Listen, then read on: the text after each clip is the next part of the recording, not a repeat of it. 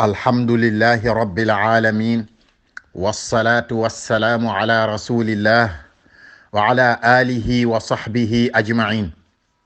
ginnaaw bu ñu sante borom bi tabaraka wa taala di julli ci yonentam bi muhammad sallallahu alayhi wa alihi wa sallam, ñi ngi leen di wax assalaamu alaykum wa rahmatullahi wa barakatuh. ñi ngi dellusiwaat ci téere boobu ñuy fàttali wante muy xisnul muslim, te ñu toll woon ci ñaan yi nga xamante ni kuy waaj di nalaw yi wala ku tëdd di bëgg nalaw moom lay ñaan.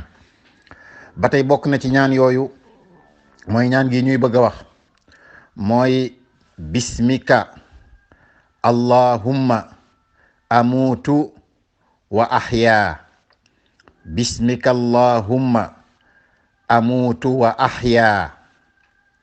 loolu nit ki bokk na ci ñaan yi nga xam ne bu tëddee ba jàng ñaan yi nga xam ne moo ko jiitu woon, bokk na mu jàng ñaan gi.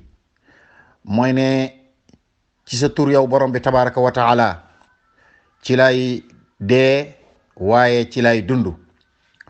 maanaam mooy ne daal sunu borom tabaraka wa taala rek mooy ki nga xam ne mooy dundal waaye mooy ki nga xam ne mooy rey.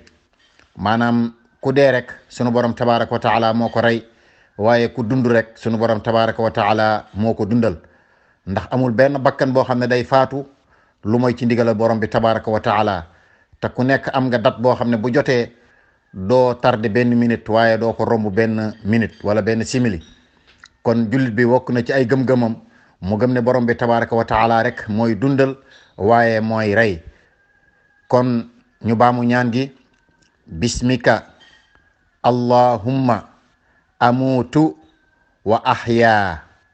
bismika allahumma amutu wa ahya. kon dañuy taxawandi foofu ba beneen yoon incha allah di leen wax assalaamu alaykum wa rahmatullahi wa barakaatu.